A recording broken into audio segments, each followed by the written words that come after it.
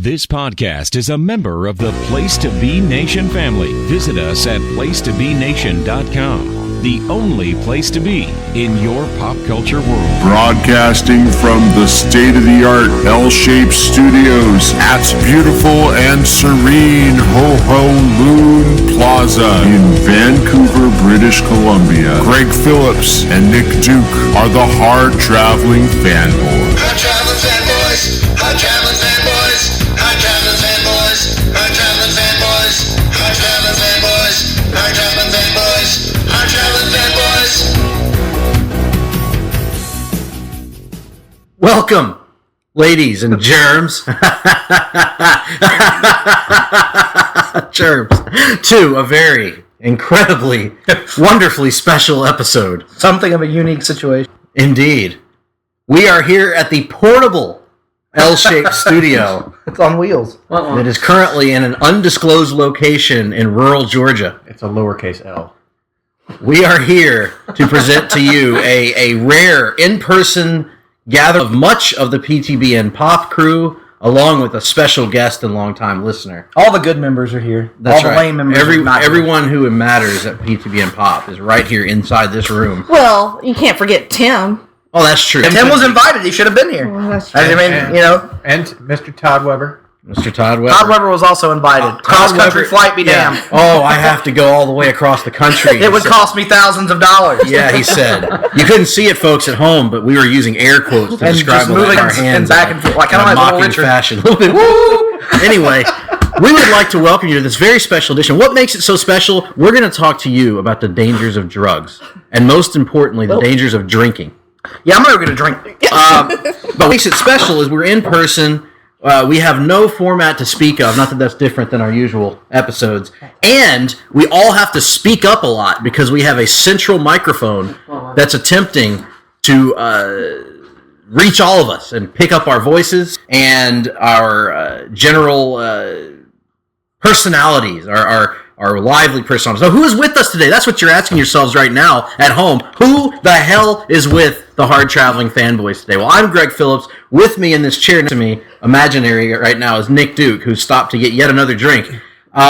With me, first of all, from Geek and Sassy Podcast, which is not to be confused with another podcast, is Jennifer Smith, our good longtime, dear close person, longtime. Hey, Jennifer. I'm fantastic. I made the treacherous journey from Alabama to Georgia, so that was fun. It can be a little frightening. Yeah, it was behind the slowest people that ever drive, so that's why it took me forever. So, Jennifer, this is your first time recording a podcast in this undisclosed rural location known as the Duke Depot.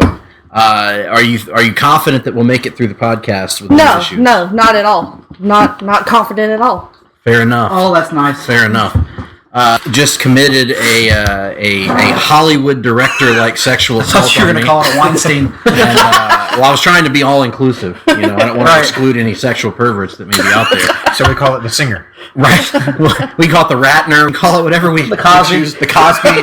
Granted, there's nothing in your water that you know that I of. know of, right. There's been a lot of trips outside for you today. So They have.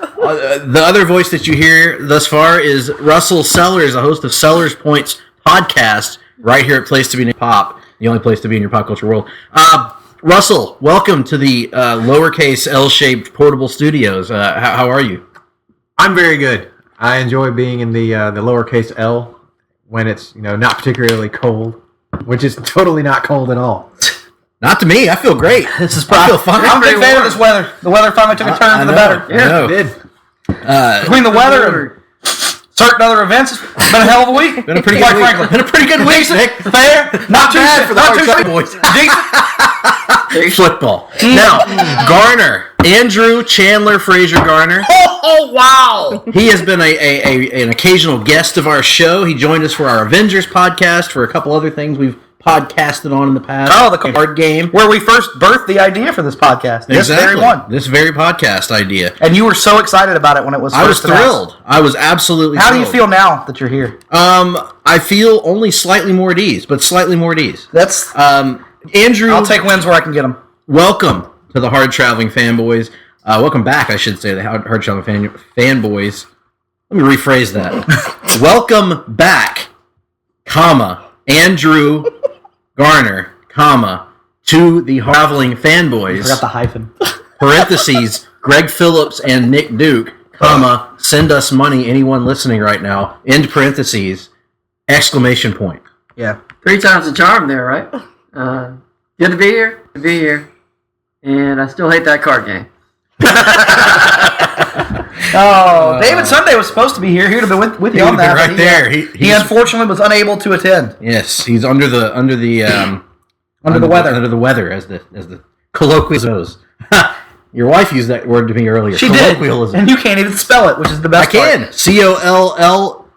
Colloquialism. And in addition to that, we are here to talk. What are we here to talk about? Nothing. We're just going to bullshit for 2 hours. We easily could do that. We could, but we're here to talk about something very And they wouldn't even have asked special. for it. We're here to talk about a topic that I don't think any of us have even talked about on any of our podcasts at this point. Absolutely not. Comic book movies in That's right. 2017. None of us have talked about any of them. Nobody knows how we feel about any of them. So what we're here to do is we're going to do a special edition of Countdown, which is our monthly look at a top 5 list. Could be the worst things, the best things. In this case, we're counting down the top 5 best comic films of 2017. 2017, a lot's happened this year, Nick. Auburn lost in the SEC championship game, most importantly.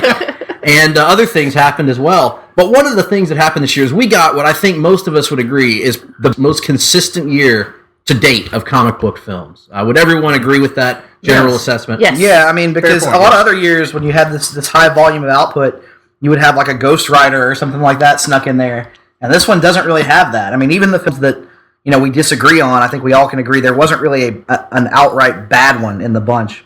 And you even brought up one that I didn't get to see this year, which was the Kingsman sequel, Golden Circle, which I'm sure we'll make it onto some top 5 lists here in the room. But been a hell of a year, and looking forward to next year as well. So, yeah.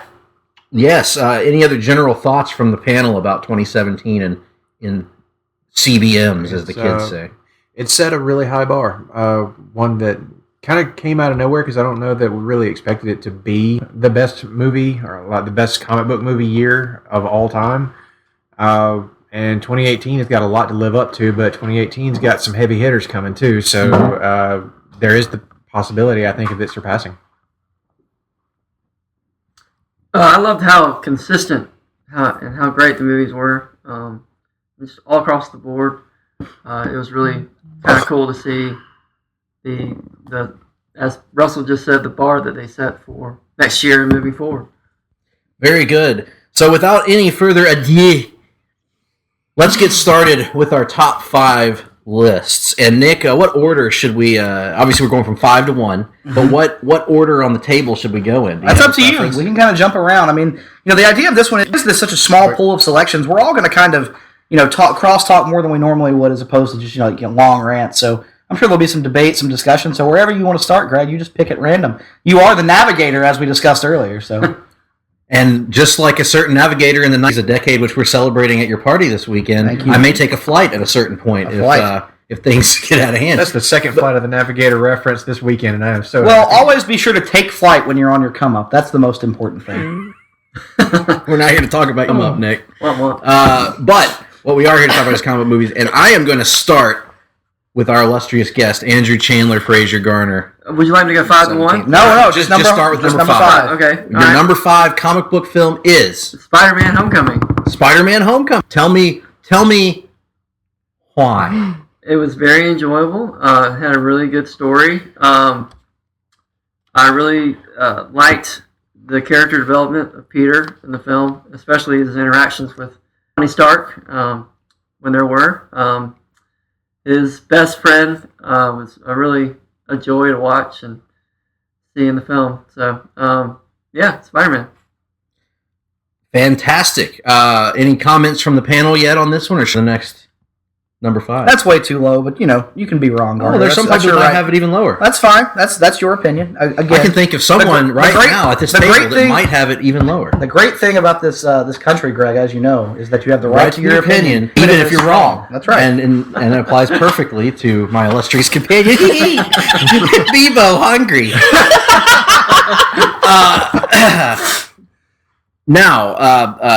Now hear this. Russell Sellers, sir. Other Points Podcast, once again, which can be found right here at Place to Be Nation Pop. Number 5, CBM of the year. Number 5. Well, it was a tough choice, but I had to wind up with Guardians of the Galaxy Volume 2. Interesting. I thought that, for me, Guardians Volume 2 was a better movie than its predecessor. Had pretty good plot. The thing is based more in the character development. Like that's why I went to see the movie. So, did you pause? Soundtrack, not as strong as the first movie, but still pretty enjoyable. Really good time. Really good time in the movie. Surprise run-in. We have a run-in, folks, from the back, taking a chair shot. Mr. Duke Sr. There that was. We now have our lowest. We've wanted the lowest all We along, wanted the lowest Shivani for the time. and now we have one. Well, that happened. Okay, so I was saying, Russell, I wasn't listening to a goddamn word you said. If you could start over, that would be great. I know you weren't, but that's just normal. No, I got, Some of the soundtrack. Yeah, the soundtrack. I was going to say that Guardians Volume 2 was, to me, a better movie than its predecessor, though its soundtrack was weaker than its predecessor. But it did connect with me in the form of the character beats. While the plot I thought was okay, not anything grand to write home about. Yondu, Rocket, and the relationship between Star-Lord and Ego were just done so well that any misgivings I may have had about the plot completely made up for by all of that. And it's a visual spectacle too. James Gunn is a hell of a visual director, so it was just a fun, good time at the movies. Good times, fun times. Yes. Well, Any comments? I love Guardians of the Galaxy Volume 2. As do I. And it will appear on my list. As it will mine. Which I will But I actually do. agree with Russell. I can't necessarily agree from the standpoint of comparing the movies themselves, the first one and the second one, because it's so close in my mind. But I do think the soundtrack for the first one is better than this one. So I don't know. I think that's fair. I like both soundtracks, but I think it's more consistency from the first one. I would point out that the second one does have George Harrison's "My Sweet Lord" in it. It does. It also has Fleetwood Mac's "The Chain," which is Oh, my yeah, favorite yeah, Fleetwood that's Mac true. song, and was used to great effect in the film. With all that out of the way, Guardians is a movie that I think is going to come up again in our conversations in a bit. So let's move on to Jenny and for your number 5 movie of the year. I'm sitting here trying to figure it out because it's difficult. It is. And it's probably, it's not objective in any way. It's just purely my opinion and how I enjoyed it. But I love the hell out of Justice League. I'm sorry. It like y'all said, y'all have covered this. I think the surprise here is that you didn't have it higher. Right, honestly. right. Well, I tried to be a little bit objective, but not completely. I just love that movie. I can't. I do want to put it higher, but then there are such other great movies that just kind of beats it.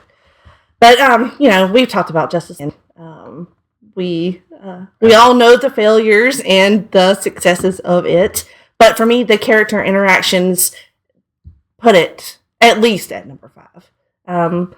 Being able to see the group together for the first time, putting the team together for the first time, and the Steppenwolf of it all aside, it still is a good movie to me. You're saying the movie still managed to take your emotions on a magic carpet ride. Right, exactly, sorts. of sorts, yes. It did have a Well lot done. of trouble escaping the uncanny valley, though. Some would say that the movie was born to be wild from the minute that it set up its villain. But I have no issues with that. I've just like twice now, and while I did enjoy it less the second time I watched it, I still enjoyed a good deal of it. There's a lot of it that I like. There's a lot of it that I don't like, but I think overall I still had more stuff in it that I liked than stuff that I didn't like, or I was able to overlook the stuff I didn't like, and still had a good time at the movies. So Right. that's perfectly acceptable. It's, go ahead. I enjoyed Justice League. It's not on my list, but I did find a lot of enjoyment in the movie, particularly when Superman comes back. I don't think that's any spoiler at this point. I felt like they got his character absolutely right, but man, some of the CG is really hard to get by.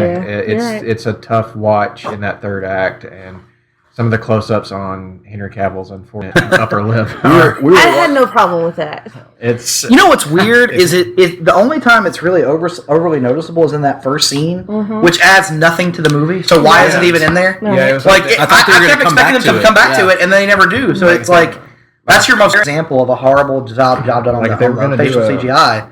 So why even have it in there in the first place? like they were going to do a Superman flashback to establish that he was the Superman that everybody talks about him being. They should have actually had a real scene with him rather than some cell phone video that just didn't hit with me in I the way liked that it. I wanted it. Yeah, I mean it's scene? kind of a cute Yeah. scene, but it's something that I didn't feel like should have been the kickoff scene of Justice. Right, yeah, like the scene itself is fine. It's just like it doesn't really relate to anything that comes before or after. Or well, obviously, it just doesn't have a thematic tie. It's a weird scene. I did like the line, have you ever fought a hippo? That was funny. That's an adorable line and something that I was glad to see a kid ask Superman. I will say the second time I watched it is my favorite scene in the movie, which is where Aquaman sits on the It's lasso, on the lasso, yeah. in the plane. Yeah, that was done really well. Yeah. Pretty much all the Aquaman stuff worked for me. I was with Nick on you guys' review of it when you talked about how Mira was reduced to an expository character. Mira Where- exposition. I noticed. Yeah, I will say on my second watch, the Atlantis stuff wasn't as good as I remembered it being in the first time. I The watched it. action in Atlantis is great, I thought. But then when they actually start talking, from everything from like her making the air bubble to like dialogue itself, It's it just left a doesn't little hold up for unclear me. to me why Aquaman decides to help them out, because he's just kind of like, at first he's like, "No, I'm not going to do it," and then she's like, "Well, it's your duty, Anakin," and she's like, It did have Alright, sounds have good. a real like Star Wars Episode 2 thing going on there. But I still enjoyed the movie, And I'm sure it's one of those things. It's like Batman v Superman, where there's probably a deleted scene that makes that make a lot more sense. Exactly. Because for some reason, when they cut scenes, they don't cut extraneous scenes. They cut scenes that are integral to understanding things, which is not the way you do a I'm deleted guessing scene. the Vulcan got cut probably would have helped. Probably. Well, if the rumor is true about a Joss Whedon cut of the movie coming later, hopefully we'll see. Yes. But I'm skeptical of it existing. So we'll see how much money Warner Brothers is ready to throw behind this movie once it hits Ray, or if they're just ready to get by it like the rest of us are and just get to Aquaman, which won't feature air battles, Aquaman. according to director James Wan. The other thing is, I think it's a bold choice that they're changing Arthur Curry's name to Arthur Aquaman. We've been doing it for years, so Yeah, they might as well but steer to the we'll skip. see if the mainstream accepts it the way that we have. I guess that brings me to me. You. And I have been doing the math in my head, trying to come up with the 5 movies, and trying to determine what my number 5 is going to be. And I believe that I've settled on Kingsman, the second movie of the Kingsman. Golden Circle. See, I didn't even see the movie. I knew the title of it. Yes, well, I've seen the movie and greatly enjoyed it. Now, is it as good as Kingsman? I don't think so. It's a little bit off from it, but it's still immensely entertaining. It entertained the hell out of me. It was hilarious. It was much more gruesome than I was expecting, with a certain hamburger scene that I don't want to spoil for those who haven't seen it. It's one of there we go. The first of what will be several Alonzo Hamburger Jones references throughout this podcast.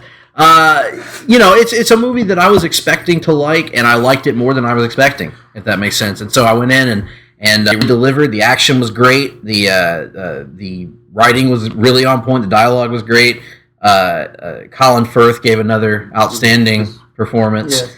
And Julianne Moore, I was talking to somebody earlier. I don't usually like Julianne Moore much. What? I'm very back and forth on her. I mean, Hannibal really turned me against her for a long time. But I will She say has a this. disappearing accent. Yeah, she was awesome in Kingsman. Yes. She was a great villain, and really played off of the characters well. So yeah, Kingsman gets in edging out my number 6 movie that I'll reveal at a later time. Yeah, you're just trying to be a dick. But that's all right. No, I'm not. I'm not. I have an honest opinion, Nick. Just doesn't. I have doesn't not align seen, with your inferior opinion. I have not seen the Kingsman sequel, but it's not for a lack of interest, because I didn't see the first one until this summer with you guys made me watch it, and it was great. It's one that I hope to catch on video at some point. Just didn't have a chance to make it out to the theater to see it. Same. A great time with the Golden Circle. Didn't make my top 5 list this year, but that's just because it was up against some stiff competition, but still.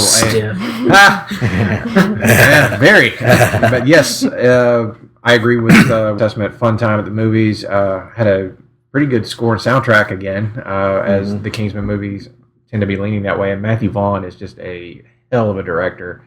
Knows how to craft an action scene and not only just make it a spectacle, but make it actually drive the story forward, which is something I hope continues into a Kingsman 3. Indeed. And, importantly, he has not been accused of sexual assault to this point. No, it has not. To this point, Yeah, being the key I'm saying, phrase in that don't- sentence. Yeah, don't hold That's it. a good point. Let's hope that is not. I haven't been the case. accused of sexual assault to this point. He just accused you of it earlier. Yeah, that's not entirely true, Like- Nick. like- I literally just accused like you 10 of it minutes about. ago. Ah. But he liked it, so it doesn't count. Nick, well, wait a minute. I'm not- that. You can't. I could tell. Well, now damn. Everyone can tell. Everybody knows our secret. The love that dare not speak its name. It's no secret. It's not. at We did all. meet on the LPGA tour, after all. So, Nick, your number 5 movie. After all, Greg, there is a difference between getting your needs met on the road. And the show has reached a new low. Nick, your number 5 selection. This is the hardest one. This is the only one I really agonize over, 5 versus 4. I really didn't make up my mind until this moment. So I'm going to go at number 5. And it's like the rate. It and 4 are really honestly interchangeable for me. I'm going to go. Lego Batman. I'm going to go with Wonder Woman. Well, Jenny's leaving. Seinfeld. Jenny just literally. I don't know. I've never seen a human being do this before. Jenny just turned into the Seinfeld gif. The Seinfeld walking away gif. If it makes I you don't feel know how any you better, did that. I could easily count it as 4.5. Split the difference between 5 No, and it 4. doesn't, but if you continue. want. Naked Gun 4.5. Oh, that'd be awesome. Anyway, Wonder Woman. Great performances, great character interactions, great humor, and was well on its way for me. An upper tier comic book movie, but I gotta be honest, that entire last closing action scene is like superhero generic. Like it's just something I've seen done a lot of times at this point, and it done just as good, if not better, a lot of times at this point. And it's something that kind of doesn't. It's like the rest of the movie deserves such a better conclusion than that, in my mind, anyway. But other than that, I really enjoyed the movie. I think it's obviously, it's groundbreaking from the perspective of having a female-led superhero for the first time, besides Supergirl back in the '80s, which was not. And Catwoman. And Catwoman, and yeah. Elektra. Yeah, so the first good female-led superhero movie. It's obviously groundbreaking from that perspective. But from a storytelling perspective, the reason why it's not as high as others on my list, it's kind of. It's got a formula about it. I know you guys talk about the MCU formula and stuff, but to me, this is pretty well superhero origin formula stuff, even if it is done better than just about any origin story I've seen in a long time. So, love the movie, enjoyed it a lot, just not as much as, honestly, the top 3. The number 4 one that I'll talk about, it was right there, neck and neck. After the number, I didn't pay attention to anything else because I saw this giant bust of Elvis over in the corner of the room that I just now noticed. Do you see the statues, the silver and gold statues of Elvis? of Elvis? I want that gold one. That gold one is something else. Oh, baby. My God, there's a gold Elvis statue since you see what we're looking at right now. Greg, if you also look around the room, you'll also see various memorabilia for the 2017 SEC champion Georgia Bulldogs, just for the record. Just wanted to throw that out there. I will. Do you know what you won't see? What's that? Any Auburn material. No, you won't. But that's beside the point, and I'll let the rest of the panel discuss. Well, I was going to say that I agree with Nick's assessment about the third act, primarily that we've seen this fight before. That's kind of become a well-worn trope, not necessarily a trope, I guess, but something that we've seen in every other major action-based superhero movie before it. And Wonder Woman, up to that point, had felt like something far more. Mm-hmm. However, Wonder Woman finishes much higher on my list, and I will say that there is a section of that third act that has something that those other films lack. And it was an emotional kick in the gut when Steve Trevor sacrifices himself and the reveal of what he said to her when handing her his watch. that moment was something that every other like superhero movie that has that type of third act did not have. So that emotional punch gave it another layer, gave it another level for me that would have forced it up higher. But I do agree that the CGI, not the greatest in the world, certainly not up to snuff for some of the better superhero movies out there, and the fight was pretty weak overall. But that moment really hit for me. To their credit, at least when it comes to from a CGI perspective, at least it wasn't 100% CGI. They had Very true. David Thewlis in there doing some actual, Yes. actual performance on the set as opposed to Steppenwolf. So I got to give him props at least for that aspect of Yes, it, they and used doing some motion capture and stuff, like something that looked a lot more believable than what we would see later Yes, in the they year. used a real actor's face, Right. in the helmet, a real performance, Right. So that puts it well above its brethren. That came out Unfortunately, later. that real actor's face, Bam Margera. Jenny, Well, I don't mind it being punched. yeah, Jenny, you're the voice I want to hear most in this segment. Well, I have comments that I would like to save for later on in my list. Okay, all right. I will just say I agree with portions of my colleagues' thoughts on Wonder Woman. I agree that the CGI was not great in that third act. I thought the giant Ares appearance there was not amazing. However, I think that judged against the majority of superhero origin movies, I felt more of a connection to Diana and her supporting cast, particularly Steve Trevor, than I have in most of the superhero origin movies. Perhaps not all, but most. So I thought it was a step in the right direction. I will have it later on my list. So Nick, let's stick with you and get your number 4 selection. Razor thin for me, but I'm going to go Ragnarok at number 4. It's really interchangeable for me with Wonder Woman. It was just a flip of the coin, really. But Thor Ragnarok was a movie, Greg, you know, that I was not expecting to enjoy as much as I wound up enjoying going into the theater. It looked like a Thor movie that was going to be made for everybody else, but not really made for me. And yet I was able to find things in there, despite what I would call a little bit too much focus on the comedy. I was able to find enough stuff in there to be ultimately very satisfied. It actually, as we discussed in our full-length review, despite the comedy, it managed to hit, some real emotional beats throughout the course of the story and get a lot of things right. I mean, the Asgardian stuff, just judging from the trailers, I was convinced it was going to get completely wrong, and it got most of it right. Plus, I guess if I'm going to have a rationalization for putting it at 4 instead of 5, I'll go with Jeff Goldblum, giving it the slightest of edges. But yeah, Thor Ragnarok, a movie I absolutely love, and I'm sure most people will have it high. Yes. That's that is to say valid opinion. But what is also a valid opinion is me saying that I thought it fixed the problem with Thor movies that you're much higher on than many. So while they're good movies. They took themselves a little too seriously at times, to the point of inviting mockery. And I think that this movie cleverly did mock a bit of the self-seriousness of previous Thor movies and enhanced the natural abilities of its lead star, Chris Hemsworth, who's one of the funniest human beings alive right now, for my money. Fantastic timing on his part, and you're absolutely right. Kelly and I actually talked about Thor the Dark World recently on an episode, and I think we did point out that it was a bit on the self-serious side and had a real villain problem. Mm-hmm. The biggest villain problem of any movie in the MCU thus far, save Ant-Man. Ant-Man, Guardians of the Galaxy, all three of those kind of rolling around together. And the first Guardians. Although both of us on the rewatch, we're a little bit higher on Ronan, a little bit higher than Ant-Man villain. Ronan is the Ant-Man villain. I would put Yellow Jacket. Is that his name? I don't know. Yeah, Darren Cross. I would personally put Yellow Jacket at the bottom, but Malekith is just barely above him. So it's a tough one, but Ragnarok really did way better in that respect. They did a hella good job with their villain. Oh, you had to work puns, sir, puns. And we hope eye roll. And we hope you join us next week, folks, because we can't follow that joke from me. Nope. Now, of course, he goes out on his joke. My number, son of a bitch. It's his show. He can do what he wants. Exactly. My number 4 selection, unless anyone else had something to say on No. We'll talk more about Thor later. My number 4, I am actually processing right now in my mind as we talk to make sure that I don't misspeak put anything out of place or Will do this help? the wrong thing. Actually, it will. Hang on, I'm getting a call, ladies and gentlemen. Hello, 1980s comic book film industry. Yes, I would like to buy shares of Superman 4. I feel they're going to bounce back with this one. Thanks.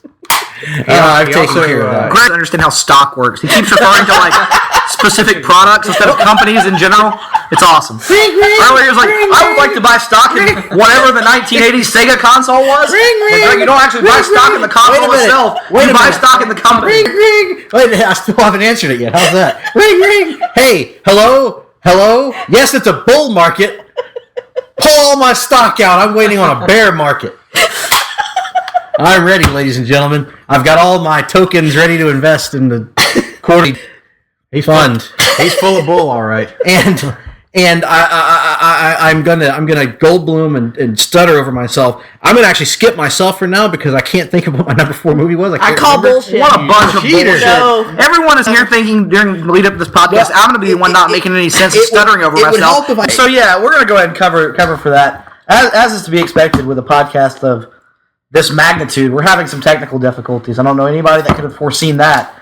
So last we left you, Greg was stalling not to come up with a number 4 because he didn't want to give you an answer. No, it's not true. I have my number 4 right now. Now I'm going to predict that he is going to throw me under the bus, which is completely unearned in this situation. No, in fact, I had no plans on doing that. I was going to say that Nick's reasons for Spider Woman at 5 were wonderful and compelling and very worthwhile. I don't know what you're talking about. My number 4 film is Wonder Woman. And unlike my comrade to my right here in the studio, my Wonder Woman is not a negative reflection on Wonder Woman. Mm-hmm. It is a positive reflection on the top 3 films on my list because Wonder Woman to me was a breath of fresh air. A female-led superhero film that kicked ass, reached a very new and important audience while also reaching the audiences. It reached every audience imaginable, made a ton of money, revitalized a sagging franchise in the DCEU, albeit temporarily, and gave to me one of the most iconic now portrayals. I think Nick would even agree with that. Yeah, absolutely. Gal Gadot as Wonder Woman joins that pantheon of Chris Reeve as Superman, and some of the other, Chris Evans as Captain America, Tony Stark, Robert Downey Jr. As some of these iconic portrayals that now. She just is that character. She is Diana, and she's so perfect and so believable in that role that it's impossible not to see her when you look at the comic book page. And it's just an incredible job that she did, that Patty Jenkins, the director, did, of making a new and important story for a new generation of people. And I think Wonder Woman could be, for this generation, in some ways, what Christopher Reeve's Superman was to the generation. That person that you look to for inspiration on the big screen, to hope, things of that nature. So I've got nothing but good things to say about Wonder Woman. The only thing that holds it back is just how high of esteem I hold my top 3, because the top 3 comic books this year are 3 of my probably top 10 of all time. So wow, at least they're in the running for that. So that's a whole other show. Yeah, so that's the high esteem I hold the top 3 in. But Wonder Woman is my number 4.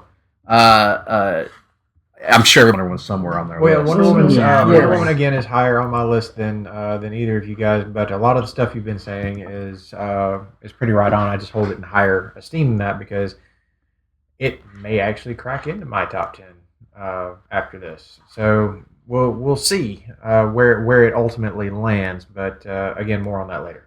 Gotcha. So from my number 4 of Wonder Woman to Jenny's number 4, what is your number 4?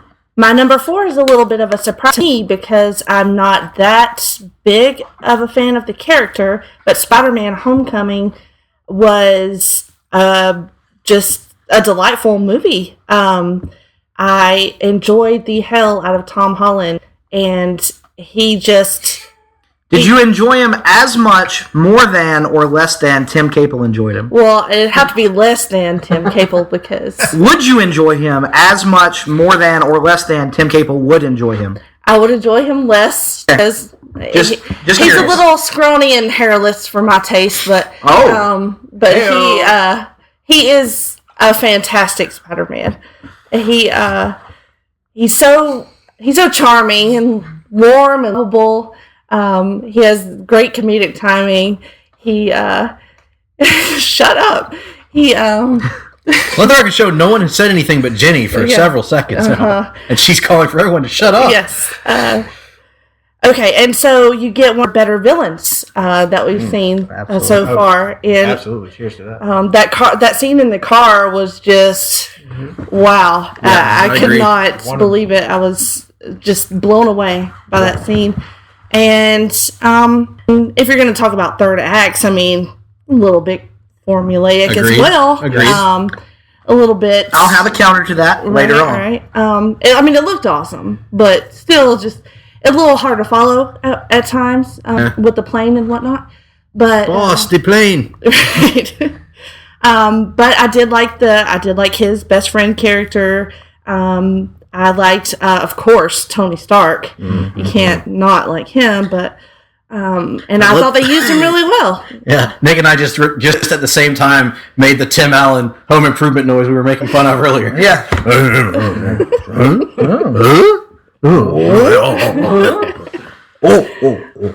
Why is this? Why is it not on top of the HUD? Yeah, that's a good question. You know, Y'all have merged into the same person. I don't like to think enough. I don't like to think that enough. happens more often than you'd like to know. It's called the beast with two backs, I believe. The Germans called it. With all a certain, I don't know what. Like I said, LPGA Tour. Bye. We were the spectators. We actually went to watch There the. are more Austin Powers But references. it's fun. Like, it's fun. And even though we've seen, a couple of different versions of Spider-Man, I feel like he's my Spider-Man. I like that. Very good, very good. I agree with everything she said, except for the third act part. Right? Mm-hmm. I thought I'll put it this way. I thought the third act of Wonder Woman was much better than the third act of Spider-Man: Homecoming, personally. Agree to disagree. But I liked Spider-Man. I just recently watched it again at home with my mom when I was home for Thanksgiving, and I like the movie, but I still don't love it, and I'm not entirely sure I can put my finger on why. Except the climactic action scene to me was not great at all, and the as much as I love the villain, and don't get me wrong, I love the villain. I love Tom Holland. Didn't necessarily care for Gonke on second watch. Ned, sorry. That was actually unintentional. You can call him Gonke. It's fine. That was actually completely unintentional. I wasn't trying to take a shot at him. Because he was. He was Gonke. Yeah. And I didn't really care for him. I didn't really care for the Mary Jane reveal or the actress that played her. No. That Really part bad. I can get. I can't blame the actress too much because I'm sure it was. I mean, that was the direction, the way the character was written. But I can get on board with the knocking of the reveal. I wasn't a huge fan of that myself either. But I thought a lot of it was very good. It was my number 6 movie. It was the one that barely got edged out by Kingsman. But both, again, good. I'm not. Yeah. I don't want to make it sound like I didn't like the movies. I did like it. I got you. Number 4 for Russell. Good segue because number 4 for me is also Spider-Man: Homecoming, and for a lot of the reasons that it was on Jenny's list. But I do agree that the third act, not that final fight scene on second watch, which I also watched it over Thanksgiving with my parents, and it didn't. That part of it didn't hold up. However, the character stuff was spot on, with the exception of Mary Jane bit. This version of Flash Thompson actually has kind of grown on me a little bit. I kind of dig that they've updated him this way. I think it works in the modern context. Tom Holland, and they have him at like a science high school, so Flash can't be a dumb jock anymore. Right. It kind of doesn't work without figuring out a new take on him. And I feel like if they had made him a dumb jock, it just would have been repeating the same ground that Sam Raimi had already covered with a guy who now plays Deathstroke in the DCEU. So Really? Yeah. was Flash Thompson in the Spider-Man movie. God. I'll have to rewatch that. I don't remember him. It's trippy. I know him best from How I Met Your Mother at this point. But anyway, the movie is really entertaining. Great character work from Tom Holland. Enough about Michael Keaton. I Either. really can't. The Vulture was not one of my top Spider-Man villains, but this reinvention of him could make him one of my top Spider-Man villains. And this is the thing. He should redefine the character in the comics, too. The problem is they're going to have to like de-age him by like an Aunt May level, because look at those two. I mean, the way they took Aunt May from being like 112 in the comics to Marissa Tomei, and like the Vulture from being 112 in the comics to Michael Keaton. They have found the fountain of youth. The over Vulture Spider-Man always Homecoming. looked like George Burns, Yeah, a little bit. flying Yeah. through the air, and But you know. to Jenny, He looks like Mr. Magoo to me. I can Like with see the that. eyes kind of like almost slanted closed and With stuff. him and Dr. Octopus looking like Elton John. Yeah. It was always to Jenny's point, Jenny says that Spider-Man is not one of her favorite characters, so it's amazing that it wound up that high. Here's the thing. Spectacular, even. Spider-Man is my favorite character, so it's kind of surprising that it's so low on my list. But what this comes down to is that emotional connection with the character that this version of Spider-Man hasn't quite earned yet. Yes, Tom Holland is great. I think that he may potentially be the best actor to ever portray the role. But when it comes to the emotional build-up and the real connection and a spectacular third act emotional payoff for me, Spider-Man 2 from Sam Raimi, Tobey Maguire, Kirsten Dunst, and of course the great Alfred Molina still remains the best adaptation of Spider-Man that I've ever seen. But Homecoming did get on heels, and I think that with this momentum they have going, the next one could very well surpass it. So Yeah, I actually agree with that, and I hold Spider-Man 2 an amazingly high acclaim. But I agree. I think Homecoming was a huge shot in the arm for a franchise that's needed in a long time. Homecoming is going to age so much better than the Sam Raimi original Spider-Man, which I have watched recently, and oh boy, that movie is not good. If that movie came out today, You want to talk about alternate cuts? We need an alternate cut with that original Green Goblin costume they had. Good Lord, the mask is amazing. Yes. If you guys haven't Scary seen that, as hell. go look up that video of original Green Goblin mask on YouTube, and you will see some of the best looking animatronic stuff I have ever seen. It's for really that mask. incredible, yeah. They should have just used that. It was so. Or Willem Dafoe's regular face. Doing the laughing man the entire time. Doing the Smiling Man, yes. Doing the Smiling Man, Willem Dafoe, for the entire movie, which he kind of does. But yeah, I all that stuff is very true about Homecoming. There was a lot to about, and I think that he plays a young Spider-Man more convincingly, I think. Yes. Than And we've how seen. great was it that they made him a 15-year-old kid Right. rather than saying, let's hurry up and through the high school years so we can have him be 18 and move from there. No, they're going to age this Right. character appropriately so that he actually grows into it and fully becomes what was built on the comic book page. And one of the reasons I think that Peter Parker has such a strong following in comic book circles is that Golden Circle. It's like Dick Grayson for DC. It's Golden a rare Showers. character that earned all of his big moments. Like he grew Yes. into them, and so people got to see him go from a high schooler to a college student and to an adult, and that's why people fight against status quo changes in Spider-Man.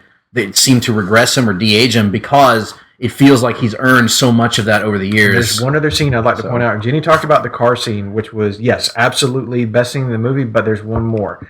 And it's a recreation of a very famous scene from the Spider-Man comics when Peter is trapped under a bunch of rubble, and he's freaking out. He's scared that he's trapped under there, forever, that he's going to die there. And he summons up courage, builds it up himself, and then you see him lifting this stuff up as water is dripping, pouring down around him, and he's lifting all this rubble up over himself. This is the heaviest stuff he's ever lifted in his life, but he's really dug down deep to that hero moment. That was what really punched Homecoming home, was seeing him recreate that and do it so well on screen. And kudos to, I can't remember the director's name now, but kudos to him for making that scene really work on screen. And it led to an incredible R. Kelly song, Trapped in the Rubble. Yeah. Chapters 1 through 42. I listened to Tom Holland on the Nerdist podcast talk to Chris Hardwick. He's such a genuine and sweet and funny dude. Like, he just totally threw himself into the role a la Robert Downey Jr. Isn't he just charmingly British? Yes. He's like a young Hugh Grant. Yes. He's adorable. Speaking of Hugh Grant, Garner, you're a big fan of Hugh Grant, as we all are, I'm sure, Yes, except for I am. Nick. He's a Brit. Big And- fan of Hugh Grant. What would be your number 4 Hugh Grant movie of all? No, I'm just kidding. Your number 4 comic book movie of 2017. Before I answer the comic book movie, it'd be Notting Hill. Notting Hill would be number 4. Number 4. I'm 4, wow. That's another podcast. I'm just kidding. I don't know. 9 months or get the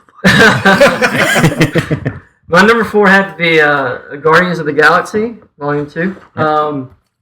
Even though I've seen it only once since the theaters, of course. When I think back on the movie, I think back on just the relationships between Chris Pratt's character and Yondu.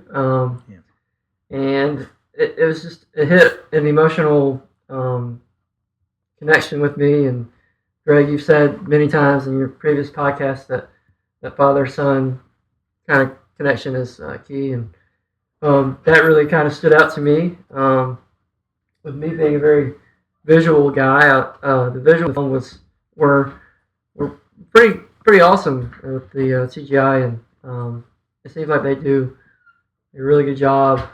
They kind of set the bar high, and then they go a little bit higher with every film. So, other than that, it was hilarious.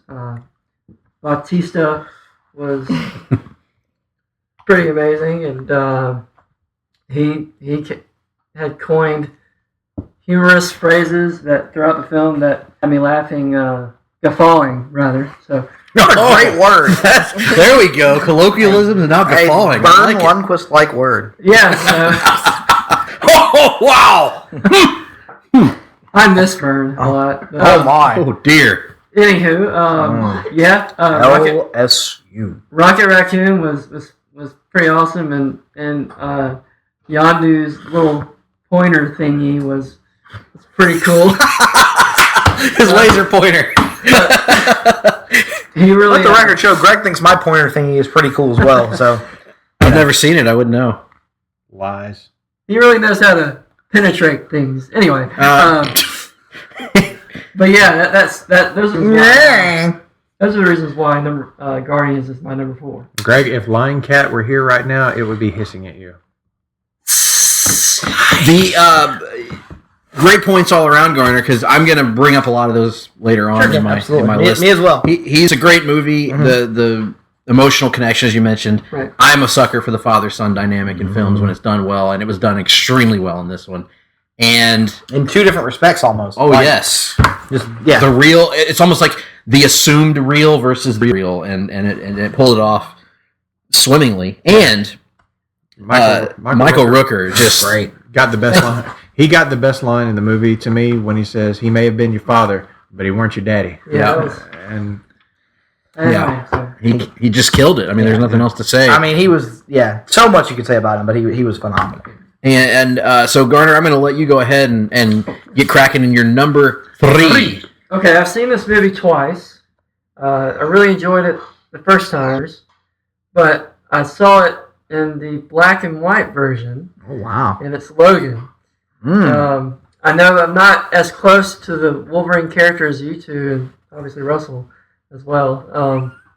But I really enjoyed just watching it in the noir fashion, or black and white fashion, excuse me. And it really told a good story from beginning to end, because you're confronted with the fact that Wolverine, or Logan as it were, is struggling with something, and but he also has responsibilities to Professor X and the X-23 character. So it just told a really good story, a very emotional ending, as probably y'all know. And my gosh, I mean, Hugh Jackman has just put together his best performance in the role as Logan. And yeah, that's why it's not my number 3. Yeah, I'm a little surprised, Garner. I thought Logan would for sure be a little bit higher on most of our lists than that, and now we are all stopping here to stare at bottle caps. That's what we're doing. Just a bunch of guys sitting around staring at some bottle caps.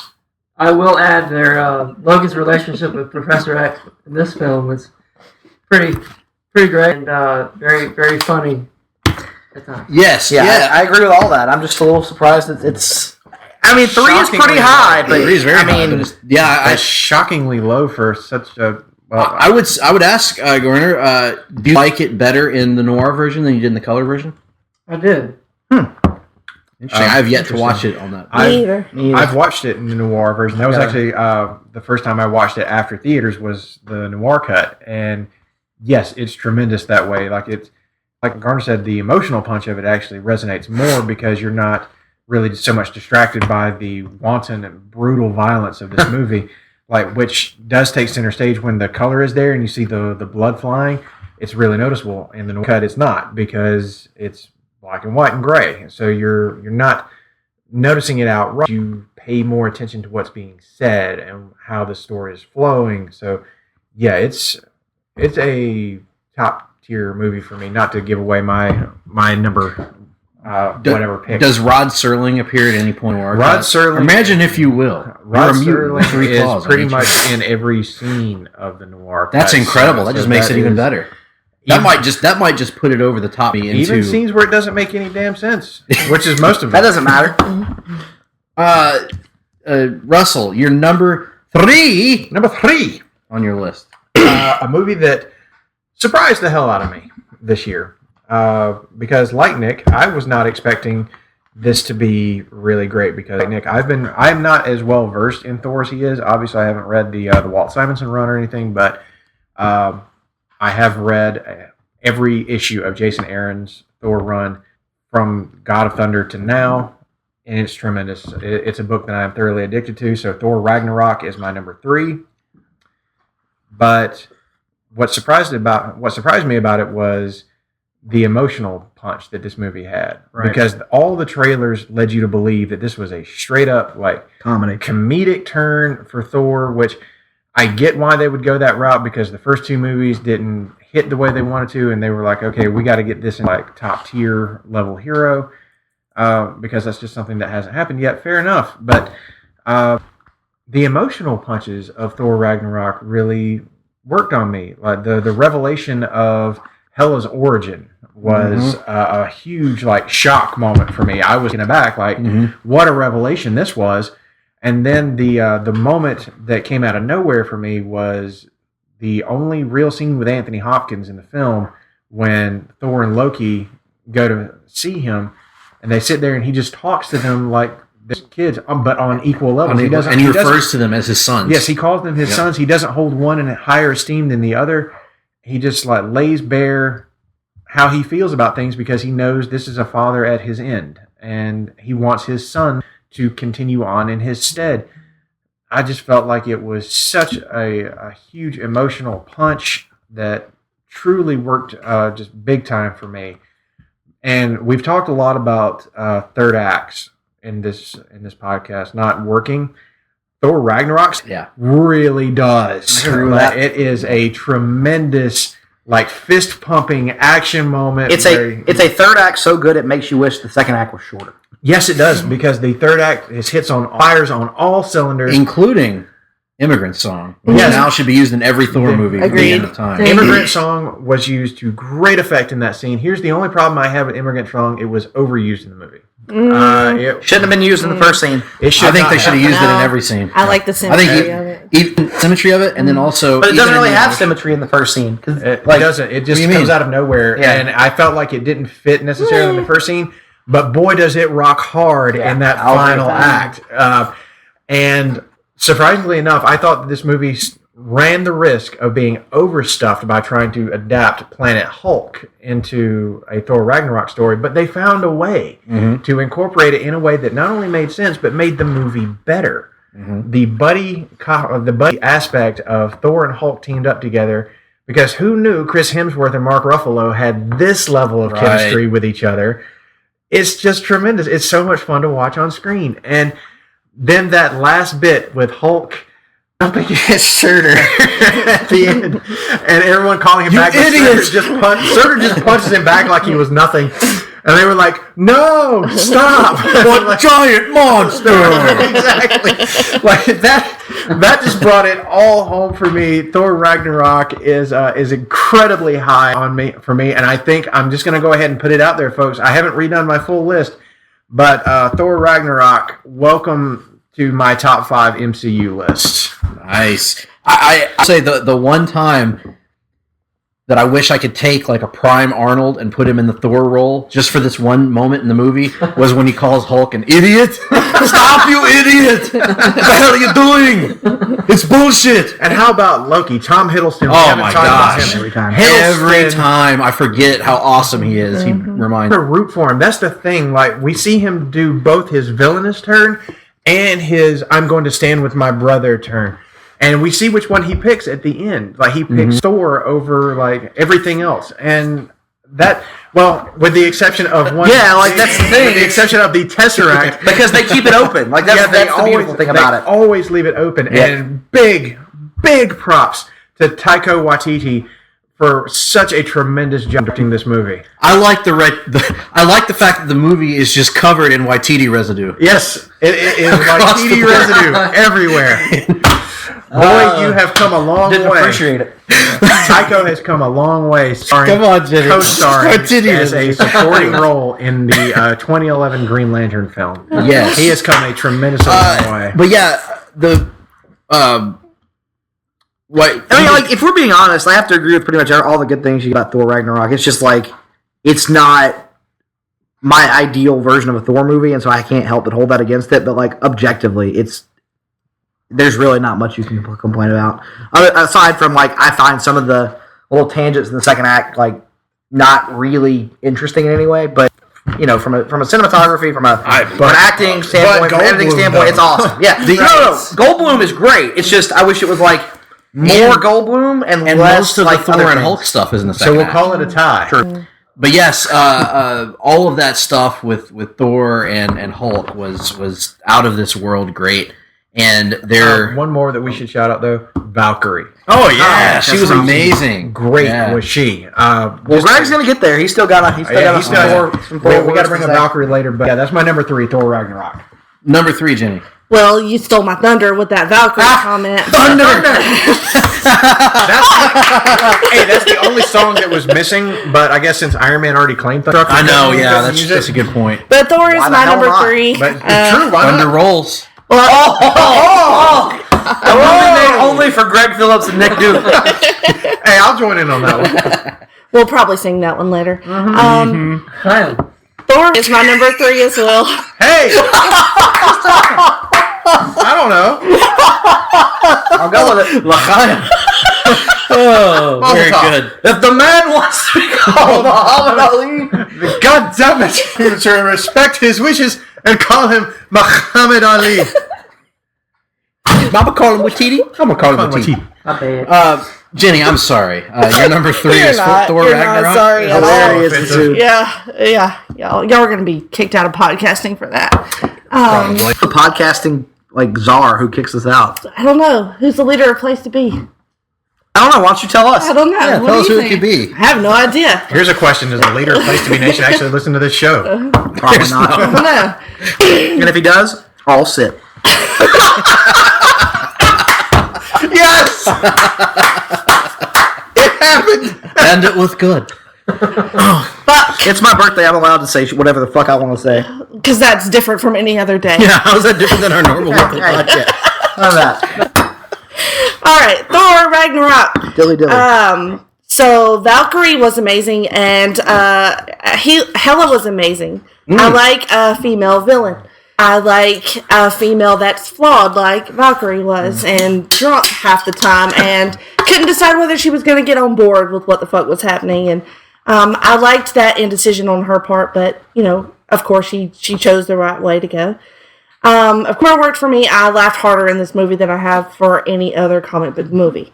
Like, crying, laughing in this movie. It was funnier than Guardians. It was, yeah, and that feels like blasphemy, but yeah. It does, but it's true.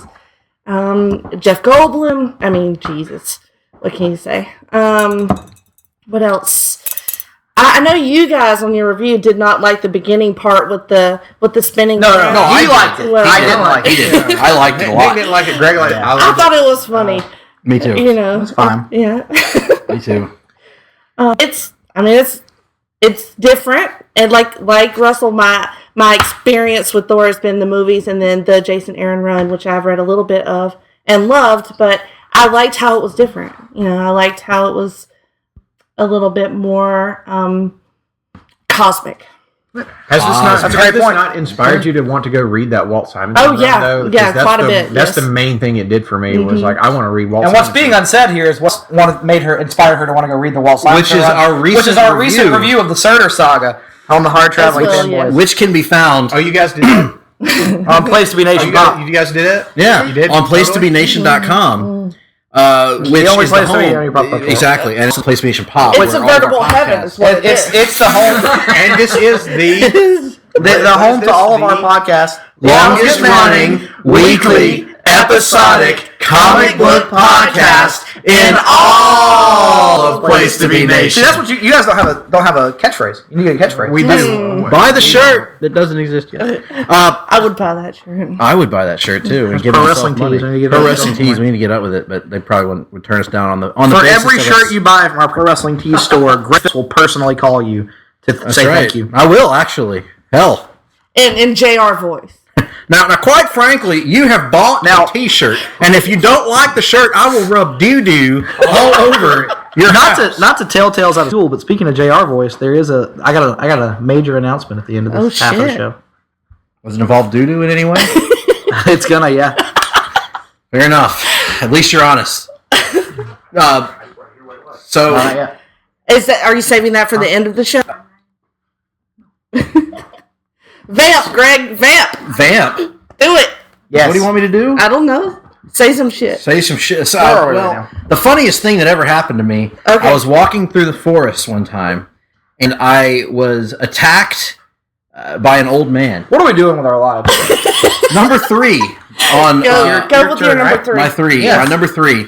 This is very difficult for me, and I admit that I'm a victim of recency bias because I've seen this 3 times now in theater, and or I've seen this other one 3 times in theater more recently. So I'm going to go at number 3 with Guardians of the Galaxy Volume 2. Mm-hmm. It is like splitting hairs between this and Thor for me. I think they're both wonderful. They're both nearly perfect movies to me. I wouldn't change anything about either of them. But recency bias gives Thor a slight edge for me right now. But Guardians Volume 2 is a movie. James Gunn, the director, to me has done wonders for MCU and for comic book movies in general. We talked about this last week on our podcast about how Guardians changed the game for comic book movies, and we wouldn't have a Thor Ragnarok without it. We wouldn't have probably some of the more risky comic book movies that followed if not for the chances taken by James Gunn and Guardians of the Galaxy. And Guardians of the Galaxy Volume 2 picked up those threads and, to me, improved them in many ways. It was just as funny as the first one. It had Dave Bautista, we complimented so much last week on the show, kills it as Drax the Destroyer, just walks away with every scene he's in. Chris Pratt has, to my ever-growing surprise, grown into an incredible action star from unlikely beginnings. The entire cast of this movie was wonderful. The few spots in the cast in the first movie that didn't get as much to do, in my opinion, in Gamora and Nebula were turned into fully fleshed out characters here and given an emotional investment from the audience, and they finally earned that emotional investment. So the fact that I now care about Nebula and I now care about Gamora, it helped so much to strengthen my bond to these characters. Everything that Garner said earlier about Yondu was 100% true. It took that character in a new direction that, again, to piggyback on what I said last week, enhances the first movie even. When you go back and watch it and you pick out, oh my gosh, so that's why he acted this way in this scene. And it can't be said enough. We talked about Michael Keaton as the earlier. Kurt Russell as Ego. Awesome. Just phenomenal. Tremendous. It's amazing the difference between Guardians 1 and Guardians 2 in terms of the villain. In the villain, because that's the spoiler one, alert, which that is kind of something of a spoiler that he's actually the villain. I guess, yeah, but it's been out for long. We spoil all kinds of stuff at this point. But if you haven't seen Guardians 2 yet, what's wrong with you? Go watch it. It's on Netflix pretty soon. Actually, It is. so. I watched it last night on Netflix. What's that on there now? All right, there you go. Wow, Watch hey, it. Kurt Russell forward to that. I'll just do that. has a charisma about him, and again, for most of the movie, he's not a CGI entity. You can see him emote. You can see him be this kind of charismatic being that's trying to tempt Chris Pratt's character of Star-Lord the entire film, and very nearly succeeds. And there's a certain scene in the movie where he makes a revelation about Star-Lord's mother, And it might be the best facial expression in like the history of the Marvel Cinematic Universe. Yeah, it is a punch to the gut that I wasn't expecting. Chris Pratt and Chris Pratt just nailed it. Destroyed that scene. Incredible, great villain, great movie, great emotional punch at the end. That take a character that I wasn't expecting to care about as much as I did, because I figured it really even coming in. Yeah, because I thought of this character as more as just a comedy character. Right, okay, I can see that. And in this one, they made me care about him on a serious level that I wasn't expecting. Right. And then the way it all comes together and they integrate the new cast, Mantis added in, it's just a great, great entry. And it very easily could be number 2. I mean, it's honestly, I have like co-number 2s, but that would be a cop-out, so I'm putting it at 3, Guardians Volume 2. I'm glad that you brought up Nebula and Gamora, because that was something that I neglected to mention in my point of it. And yeah, their story was so much better and so much more impactful in Volume 2 than it was in Volume 1. One of those things that now that I look back on that movie, it truly stands out. And how about, even though you know in your mind that what you're looking at 90% of the time on Ego's planet is CG, like they're working green screen, how good is the animation in that movie? It's so good. It's the anti-Justice League. Yes. You never really feel like it's CGI. You actually feel like in this world, you feel like this is real what you're looking at. And it's because I think they spent so much time building that emotional connection and really like just pulling you into the movie that you don't even, like your mind has forgotten. And Gunn is such a visually creative guy. Yeah, he really is. That scene in the prison when they break out is one of my favorites in the movie. Yes, it's so good. That whole bit with Yondu and Baby Groot is one of the cutest things that has ever been filmed. So Baby Groot's awesome. Yeah, I agree with everything that's been said about it, which is why it's also number 3 on my list. It's hard for me to compare it to the first one. I think Me too. I don't know which one of those I prefer, but like Greg said, it's one of those movies who, when we were doing our review just this week, it was difficult for us to remove ourselves from having seen the second. It really takes the first one and adds to it in so many different ways in terms of character development. You can't really unknow these things about these characters that you do. And that's really surprising for a movie that, like, when you talk about it, most people talk about the comedy or the soundtrack or what have you, and don't really talk about character development and character interactions. That's really what the movie is driven home with.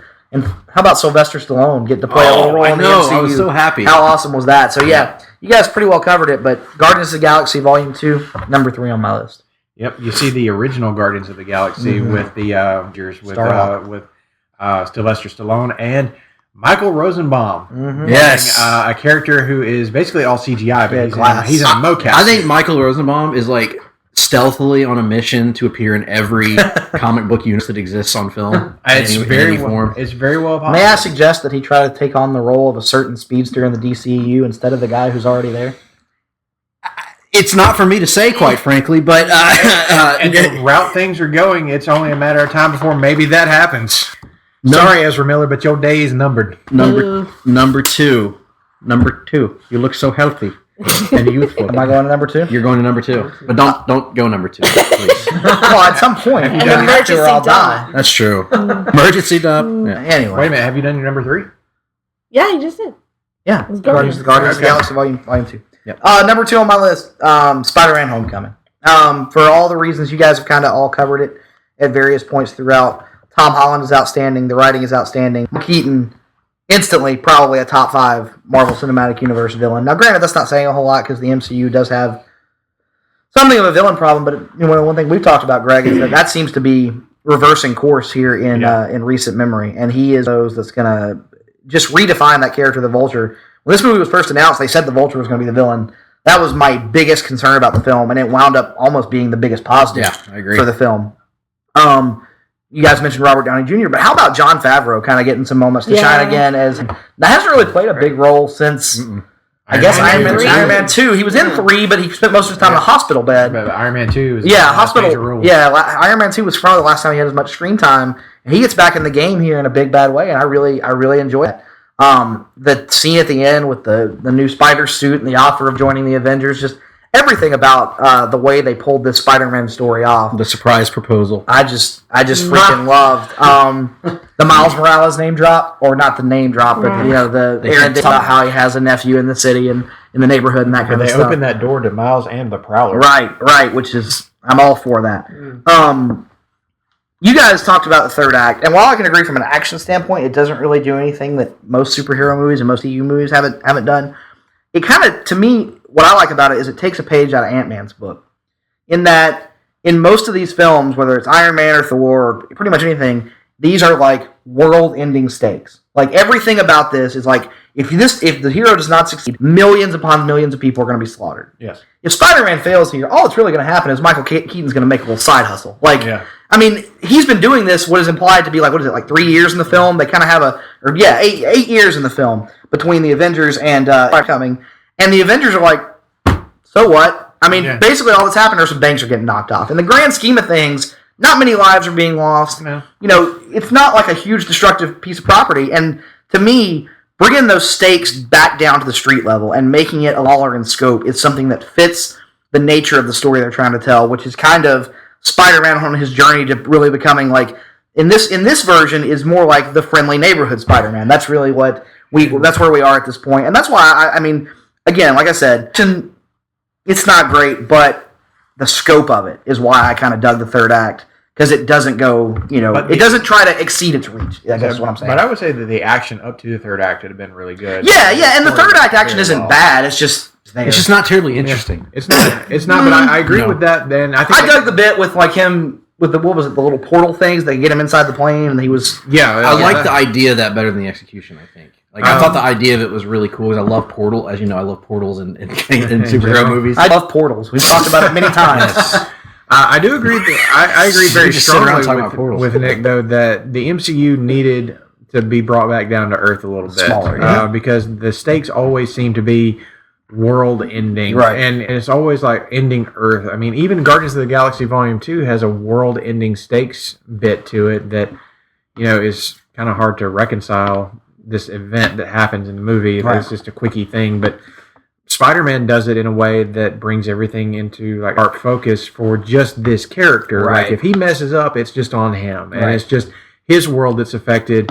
And Tony's going to lose some equipment and probably be really pissed off, and Spidey probably doesn't get invited to join the Avengers. But in the grand scheme, how much bigger than that does it get? And the answer is it doesn't, and that helps it feel like a more personal film, and that's something that the MCU has kind of lacked in the last several years. And something you kind of had to do for a high school age Spider-Man. You Absolutely. couldn't have done. Like, Peter Parker can't save the world. I agree with everything you guys are saying. I just didn't think it was interesting or anything to look at. Like I thought it was very boring. I still agree with you there. Like the last, but I agree the stakes doesn't work. The stakes were fine. I thought the same thing. With regards to Civil War to a degree is this. Kind of, it made it feel different than what had come before. That's a strong point. Like Civil War didn't have those big world-ending stakes. It just had this could be the end of the Avengers. This relationship. Yeah. Although I do think Captain America could probably cook a really world-ending steak if he. So potentially, but I think Tony may give him a good run for his money, given all the tech that he has just in his palm. So your number 2. My number 2 is Thor Ragnarok. There you go. And this is a movie that I just recently rewatched in the theater. And was just as good, if not better, than the first time I saw it.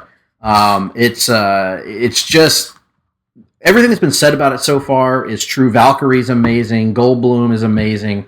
The post-credit scene, Loki is great.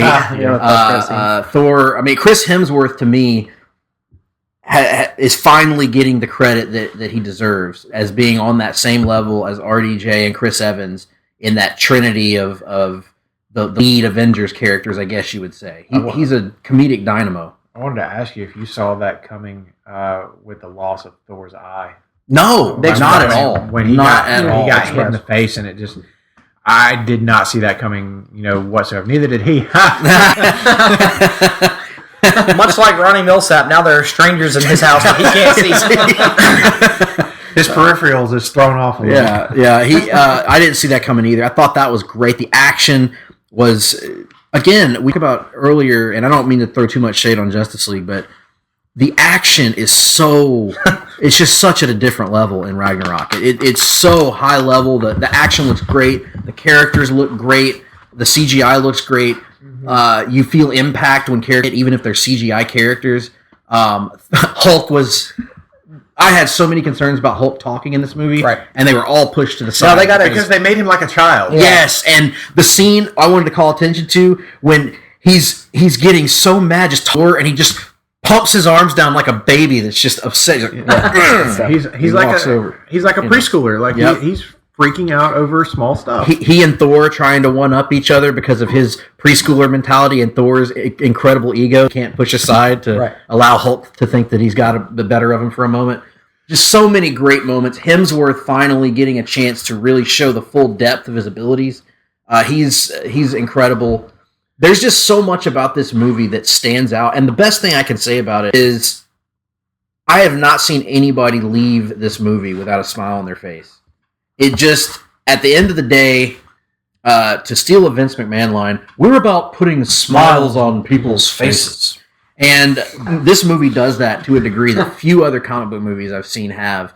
It's funny, it's intense, it's surprisingly emotional at times, and that moment when Loki arrives to save the day at the end of that battle there is so inspiring. It's a fist pumping moment for me because, like you pointed out earlier, Russell, you want to root for Loki so hard, even though you know you shouldn't. And I think that's one of the reasons that I kind of realized why Thor has now become so ingrained and so relatable to me is that Thor is very much the audience. We want to believe in Loki every single time, and it hurts us when he turns on us.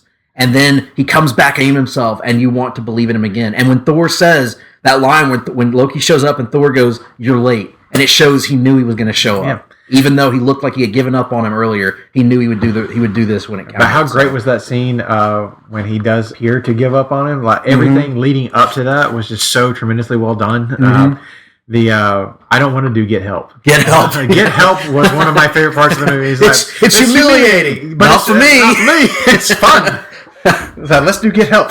And just that whole scene, the chemistry between Hemsworth and Hiddleston is something that, I mean, we call them out individually, but them together is what makes the magic work. I could easily see them standing in the ring singing Delta Dawn together.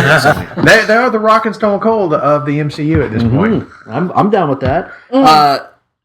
Except Jenny hates The Rock. I do hate The Rock. Shame on you. We don't allow that on our podcast, do we, Nick? I haven't consulted the bylaws. Party right now. I haven't checked the bylaws recently, but Jenny, we're on number 2 film of the year. My number 2 film is Logan. Fair enough. Yeah. Okay. Right. All right. Because there was any doubt what my number 1 was, but I mean, we garner shit for it being number 3. Right. Garner is the one that's really gonna be interesting. Exactly. Dude, 17 years of Wolverine, and just it leads to this, and it was freaking awesome. It was so violent and bloody. Just love it. I love watching little girls cut people's heads off. Who doesn't? Really. Just the bloodiness of it. That's called Sunday afternoon at my house. Right?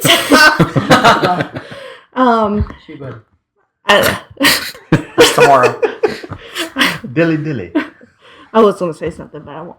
But by all means. I think that Patrick Stewart is phenomenal in this movie. It's like he finally gets to kind of let loose a little bit and say the things and do the things that he kind of held in check throughout many of the other movies. Rock off, Logan. I'm fucking exactly.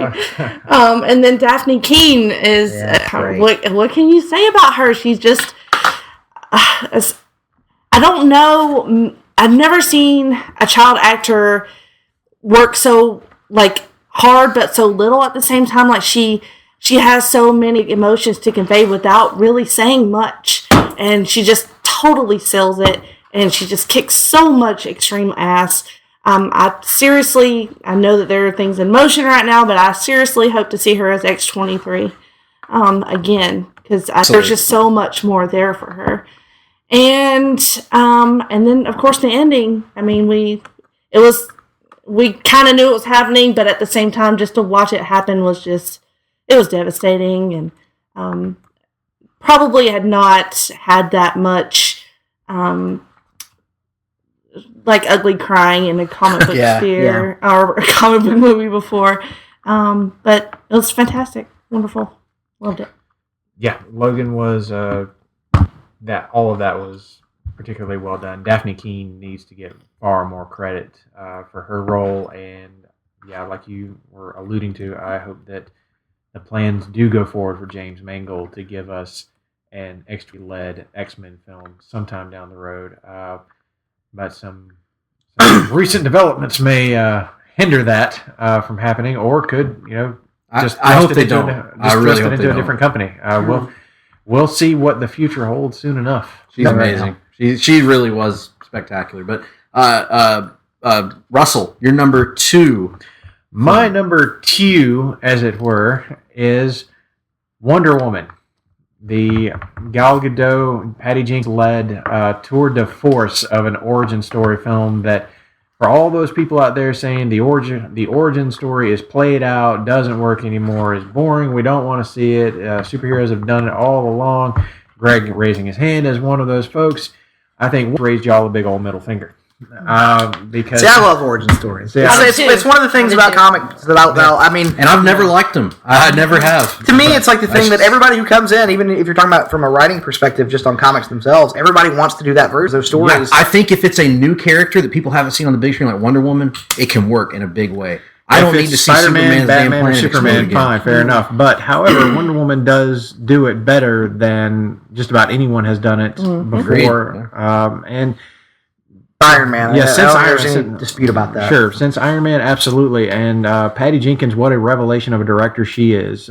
We knew she was good from Monster, but we haven't seen her really since. Long time. It's been a long while since she's gotten her hands on a movie, and now she's not only made an origin story for the ages, but she's made a movie that is the highest grossing movie ever directed by a female director, highest grossing origin story film of all time, and sadly, this was the DC Films universe. But that's the way it looks. I mean, it certainly does, and things are a mess right now. But there's one thing we can say for certain is that Wonder Woman, not a mess. Wonder Woman is right where it needs to be. And we're going to get a sequel. And we are definitely getting that sequel.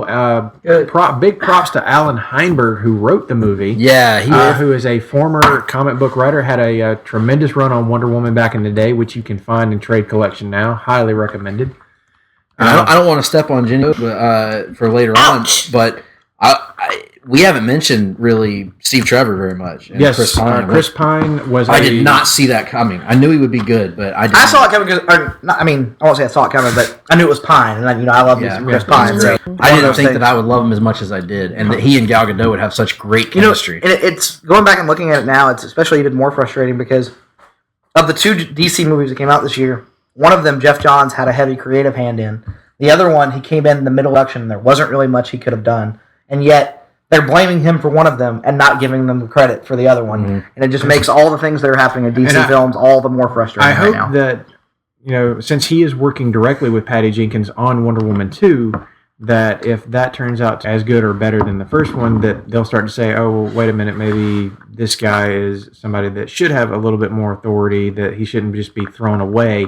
They'll react back the other way, perhaps. Yeah, as they are reactionary. They swing wildly. And Aquaman could do that for him because he's been heavily involved with the production side of that. Aquaman. But going back to this movie, going back to Wonder Woman, I felt like it showed people that, yes, DC movies can be good. Mm-hmm. They can be as inspiring as the ones you get out of the MCU. They can give you that big, fist-pumping superhero action, but at the same time also hit you with a ton of heart, because that's something that has been a big complaint about the DC movies up to this point, is that they lack a bit of that. And Wonder Woman coming out of left field, no, we can definitely do that. And Patty Jenkins made a case for herself as being the person who should be leading the future of the DC Films universe. So there's no reason that I agree with that one to a certain extent, but the first time is they put the entire universe in the hands of one person. Yeah, I agree.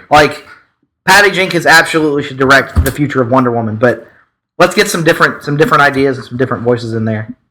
Yeah, and the thing about it is it brought to the DCU heart. It also brought earth, wind, and water and fire. So it was the Captain Planet of DC. And yet no Don Cheadle. No Don Cheadle was Captain Planet. Tree. Enough. Tree. Tree. Mr. Garner, your number 2 selection. It'd have to be Thor Ragnarok. Oh, wow. I won't repeat what y'all said. I mean, they're all great points, and but I'll say that kind of a couple of things that stood out to me. It made me laugh throughout the film, and I loved the beginning of the film and his interaction with Suter. Excuse me, and I really enjoyed Bruce Banner's struggle with his Hulk character. I mean, because you could tell that he was reluctant to get into the Green Giant's suit, as it were. I also enjoyed the Loki. Of course, he was phenomenal, and played a really good role in the film. And I also want to point out Idris Elba's character as well. He really to me played a good couple for Thor, Chris Hemsworth. They finally gave that character something to do. Right. Like that character had been underutilized at this point in the MCU, and it was good to see him get some exposure, in my view, anyway. And one thing I really hit home was that he reminded Chris that his character rather that Asgard isn't necessarily a place; it's a people. Yeah. So that really kind of really made me kind of warm and fuzzy inside. And overall, it was just a really spectacular film, and Hela was amazing, and it was one of the better villains in the MCU universe. So I was really taken by her. He wishes he was taken by her. and I'll give kudos to his prison cellmate, the really funny one. Korg. Yes. Voiced by director Taika Waititi. Also, motion captured performance by him. He was hilarious. He was great. Yeah, he was great, and I really enjoyed it, and everything he said was hilarious. And when I was coming out of the movie, I was just thinking about, like, they created a good balance between humor and seriousness. Right. And I just really enjoyed it. So that's my number 2. I agree with all of that, man. There was only one part I wanted to call about Thor Ragnarok that did take me out of the movie. And even as funny as the scene is, it's the fight between Thor and Hulk. The CGI at that part, it's the backgrounds. The background CGI is not good. The fight itself, I think, is actually really good. Yes, the fight itself is tremendous, and it's funny, but it's just whenever you're watching the backgrounds, it's like I know instantly that I am looking at screen. Yeah. What do you think about Talking Hulk? Talking in theory, I'm not a fan of it, but I will say in execution, they did about as good a job as you can do with the comic. As long as he's dumb. Hulk. Yeah, as long as he's child. If he's speaking in complete sentences and like hitting with people, then I'm out. Okay. Yeah, if we get ponytail Hulk, I'm done. Yeah, we don't need scientist Hulk from the 90s. Hulk. Yeah, glasses scientist Hulk from the 90s doesn't work. It was a terrible idea, and if they it's amazing how many things from the 90s don't work in hindsight. Yeah, they really don't. That would be the exception. And Melrose. I don't know about that. Whoa! Hot take. That's a different podcast for a different time. It is. So I guess we're ready for Garner's number 1. Yeah, Garner, you're number top 1. of the list. Y'all gonna be take it up to pretty the top surprised. of the list. I think I have a pretty good idea what it is. You probably saw it on my phone. I didn't. Oh, you did? Okay. Well, it's Wonder Woman. Yep. Yeah. Nice. Finally, some sense. Are there any spectators in the room who agree with Garner's opinion? Okay. Going into the film, I had Who was that? I had pretty I don't know. high expectations for it, and it kind of exceeded them in a lot of ways because I was afraid that, Gal Gadot is absolutely beautiful. I thought her beauty was gonna take me out of the film, but her acting And really straight to the bathroom. her acting kind of brought me, back into the film and made me realize that she is Wonder Woman. Yeah. And I just completed Greg Rucka's and Liam Sharp's run on the great. comic book, and it was fantastic. And You can kind of hear her voice now, can't you? Yeah, Like exactly. when you're reading the character, you hear Gal Gadot. And like y'all said before, her chemistry with Steve Trevor and Chris Pine just absolutely nailed that performance, and the story was excellent. I mean, there's just a couple of moments that really kind of stood out to me. I think it was when the big baddie released the gas at that castle. It was when Wonder Woman's character, you kind of get this emotional connection with her because she's suffering and she wants to go in and save these people, but she has a choice. And also another scene was, and I'm sure Jenny will mention this, was when she crossed over No Man's Land. No Man's Land. And that was really cool. And I remember every time I see that, I think about Jenny's woo in the theater. Jenny audibly, Somebody say woo. And that just kind of goes on hand in hand with how many little girls around the country and women in general just celebrated that in that moment. And other than that, those were kind of the high moments. And one thing that I think kind of helped for me solidify the film was its soundtrack. I mean, it kind of a nice kiss, as it were, to a really good performance. Kind of like a traditional type of score. Yeah, it did. It was. And so that's my number one. And Yeah, I mean, we've said a lot about Wonder Woman, so just to keep it, why don't we let Jenny go ahead and give her number one? Because I think we're going to have two distinct camps here. And Lego Batman being her number one is going to be a big surprise. Well, I mean, to people. I had to throw y'all like I did with that Lori comment, but Wonder Woman, number one. I'm sorry. What Lori comment? What? Never mind. When we did the Walking Dead, and I said Lori was my favorite Walking Dead comic, but never mind. She said this? Never mind. You were drunk. blackout. Why would you say that? To get that reaction right there. Good Lord. Lori. Coral. Lori. That's what she said. See, that was my attempt at a callback, and it didn't fucking work. Hey, I just realized why Laurel sucked out on Arrow. She's a combination of Lori and Carl. Oh, Laurel. Jesus. Is that why? Laurel. That's it. Mm-hmm. Anyway. All right, Wonder Woman. Yeah, Garner is right. It's number one movie of the year. And Gal Gadot is phenomenal. She is Wonder Woman. She is warm and just so not really...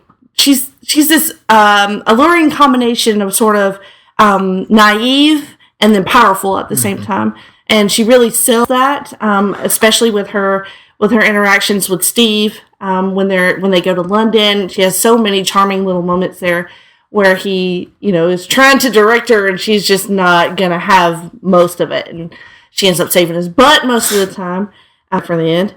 But No Man's Land is iconic. In comic book movies, it's perfectly done from the music to the action to the grace of the character. She just totally sells it in every way. And even the love story aspect of it, that wasn't the main part of the movie. It was an enhancement to the movie. They didn't make her love story the main focus of it. It wasn't what defines her. No, it was secondary to the whole film. But it was a good subplot. It was a good subplot, but it wasn't her. It wasn't her. Her motivation for the movie wasn't some sort of man. Some sort of love story. But except for her love of people, which comes across a lot. Which is very, there's been so many comparisons made to the Richard Donner Superman, but that's very similar in that regard. And that Lois, yes, she's sort of his love interest in the movie, but at no point do you think Superman's entire purpose for being is because of his relationship with Lois. Yeah. It's about his relationship with people, with humanity, with the world. And that's what Wonder Woman does, is it establishes that she is in love with the world. She's in love with humanity. And it totally pulls a lot of scenes directly from the Richard Donner Superman film. I would like to call back to the alleyway scene, which is straight out of the 1978 Donner Superman. When the dude pulls a gun on Clark and pulls him into the alley and is going to rob them. Something very similar happens in Wonder Woman. You've seen the scene, and Diana steps up in a pretty awesome way there. Mm-hmm. So, lot of fun stuff within that scene.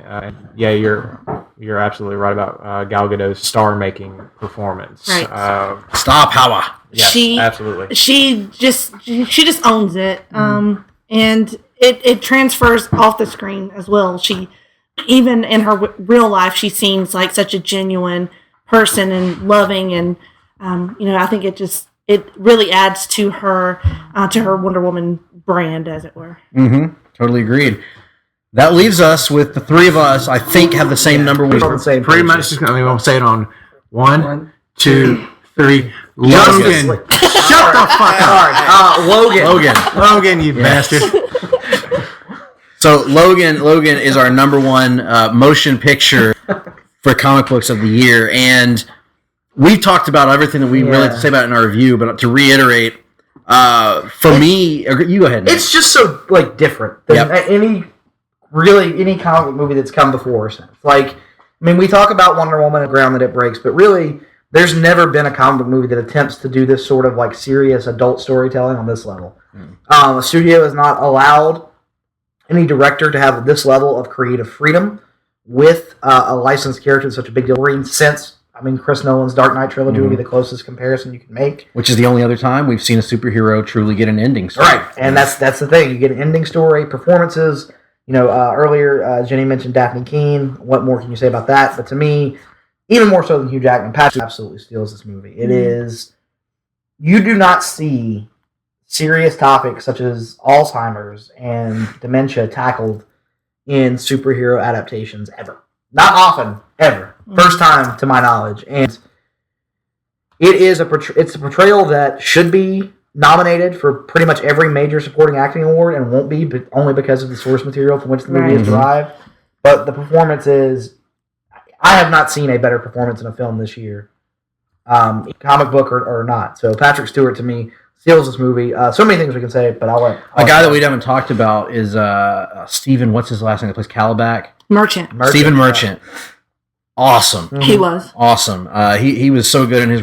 This is a movie, and I don't hesitate to say this, because this is a movie that character since 2000. Since I was in high school. 17 years, yeah. And so I've grown with this character and seen the ups and the downs along the way, and seen him continue to put everything that he had into this character. Every ounce of energy, every ounce of workout regimen that he had, every output that he could put into this character to save it when it was in a down state for a few years there, to bring it back to a high level, to commit to making the perfect Wolverine movie, which had not been made yet, and he made it with Logan. Character. Thor Ragnarok, the woman. Valkyrie? Tessa Thompson. Yeah, Tessa Thompson? Yes. Gotcha. Best supporting actor? Patrick Stewart. Patrick Stewart. Even though he could be a co-lead as well. Patrick Stewart. Best supporting actor? Patrick Stewart. Stewart. For All across everybody. the board. Yep. Best actor? I'll go Hugh Jackman on that one. This one's tough. He might be a supporting, but I'm going to go Michael Keaton. I would count him as supporting, but I'll allow it. Man, this one's hard because there were a lot of good performances across board. Man, but I am gonna have to go Hugh Jackman, I think, because his performance as Logan was just too strong. It's too strong. Garner? I'm gonna go Gal Gadot. Even though it was her. Oh, this is for actor, not actor. actress. Yeah. Oh. Actress is coming up next. This is actor. Okay. Yeah. Actor. A male with a dick. Male. Okay, fine. Hugh Jackman. Then. I'm sorry. Yeah. Jenny, best actor. Hugh Jackman. Okay. Best actress. Gal Gadot. Yeah. Gal Gadot. By a Yeah. mile. Best individual performance. Patrick Stewart. Patrick Stewart. Patrick Stewart. Patrick Stewart. Hugh Jackman. Best action scene. No Man's Land. No Man's Land. Because there's Daphne Keene's opening sequence in her first action scene from Logan, when she first unleashes her claws. Also by the limo, that was awesome too. Yeah, the whole limo scene. Basically, that long action sequence by the limo is the one that jumps out at me. Really good. The assault on Asgard. I about picked that one as well, but then I just remembered one, the hotel scene from Logan. Yeah, Even though it's in slow motion the whole That's time. awesome. The last one, best villain. Michael Keaton. Michael Keaton.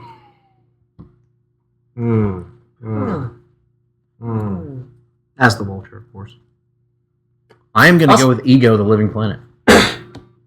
I'll say Hella. Nice. I'm actually going to go Hela as well. I think Hela was the was the hella good. You guys got me feeling hella Hella good, good. so let's just keep on dancing our way right out of this podcast, ladies and gentlemen. Although, are we still going to do the second half this week? Or No, we have a An announcement here. and a major announcement. Special That's announcement. right. Nick's been preparing for a Jim Ross related announcement. Yeah, and actually we have a special guest here to help us make this announcement. Two special guests. One being Jim Ross, and the other being one Sex Ferguson Bye! Now, quite frankly, one might suggest that if anyone suggests that anyone other than the Oklahoma Sooners will win the college football playoff championship, you can rub some good old JR's barbecue sauce, which you can find on the loneliest website on the internet, jrsbarbecue.com. Not happy with that nomenclature, quite frankly, but we're working on it. And you can spread that all over doo-doo, which will be spread all over this studio if that doesn't happen, quite frankly. Sex? Open your goddamn mouth, you son of a bitch. If you'll give me a fucking minute here, buddy, listen here. So the last few months you all been enjoying Place to Be Nation Pop Comic Book Theater starring yours truly and this little idiot sitting right next to me. He ain't worth a fucking shit and he knows it. But the point of the announcement we're getting to, coming in March 2018. That's going to be a long build-up. That's a long wait, quite frankly.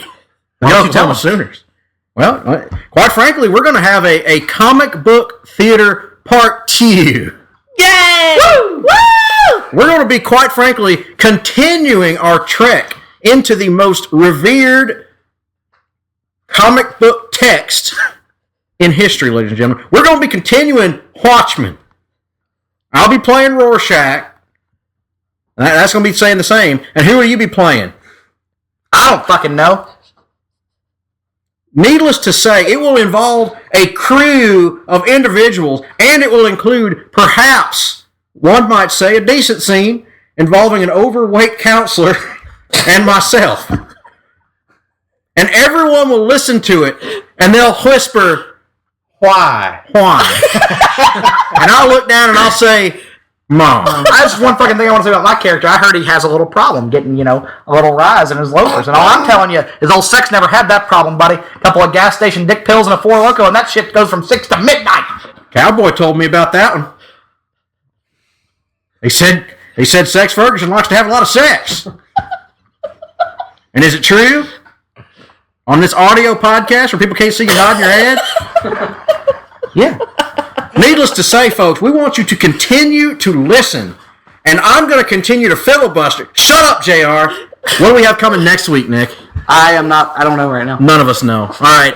Tune into the Hard-Traveling Fanboys. Tune into Sellers Points. Tune into Geek and Sassy. Tune into Watchmen Comic Book Theater if you haven't listened to it yet. Andrew can be found on a Place to Be Nation comic book page. He makes comments. He says things. A lot of things. Shares things, which we very much appreciate. And occasionally we'll let you know, one day he'll let you know about his scale of, it's all right. Where bad things are, it's all right. Mediocre things are, it's all right. And good things are, it's all right. I gotta say, it was all right. All right, folks. Hope you enjoyed the show. We'll try to do better next time. Promotional consideration paid for by the following. Hey, pro wrestling announcer Kevin Kelly here. I want to make sure you are all subscribed to all the great feeds here at Place to Be Nation. It's really easy to do. Just head to iTunes or your preferred podcatcher app today and search and subscribe to the Place to Be Nation wrestling feed, which of course includes the full archives of the Kevin Kelly Show, the Place to Be Nation pod feed, and the Pro Wrestling Only feed. Subscribe, listen, and then rate us and leave feedback today. And be sure to give Justin your true thoughts. I mean, don't hold back. After all, he is kind of a jerk. Just listen to Scott.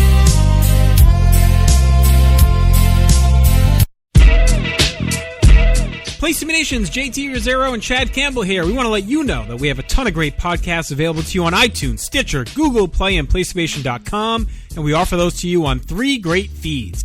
On the Place to Be Nation wrestling feed, we bring you the Mothership, the original Place to Be podcast, as well as Main Event, Lucha Afterground, and our monthly pay-per-view reaction shows, as well as the Our Vantage Point podcast and Jeff Learns Wrestling. In addition to these full-length shows, we also deliver quick-hit pod blasts on topics old and new. Over on the Pro Wrestling Only feed, we dive deep inside the wrestling business with a stacked army of experts leading the way. The feed features potpourri shows such as This Week in Wrestling, Greetings from Allentown, Psychology is Dead, Puro Potpourri, Stacy and Elliot's Bogus Journey, and the Military Industrial Suplex. We also have shows that focus intently on certain topics like Letters from Center Stage, Space City, and NWA Classics on Demand Adventure, Through the Years, Strong Style History, Strong Style Story, and Mount Olympus. Plus, the feed has the full archives of legendary shows like Titans of Wrestling, Where the Big Boys Play, Letters from Kayfabe, and much more. And on our popular Place to Be Nation Pop podcast feed, we offer such great shows as the Glenn Butler Podcast Hour Spectacular, Rank and File, PTBN Dadcast, Go Home in a Box, NBA Team, and Lucha Undead, as well as a veritable podcast heaven for comics fans with the Hard-Traveling Fanboys, Sellers Points, Todd Weber's Conversation, Geek and Sassy, and Imaginary Stories podcasts. You can find all of these current shows plus archives of our past podcasts, including The Kevin Kelly Show, as well by subscribing to all of our feeds on iTunes, and while there, be sure to rate and leave feedback as well. All of these shows, plus others, available on PlacementNation.com, where we cover pro wrestling, sports, movies, comics, plus in-depth stretch projects and more. Be sure to support our site by using PlacementNation.com/Amazon when shopping online, and download our free PTB Vintage Vault Refresh ebooks via the links on our site. We also want to thank our friends at Bonehead's Wing Bar in West Warwick, Rhode Island, and Fall River, Massachusetts, TheHistoryOfWrestling.com, and Scott Keats' Blog of Doom. Be sure to follow us on Facebook, Twitter, Instagram, and Tumblr as well. PlacementNation.com, the only place to be in your pop culture world.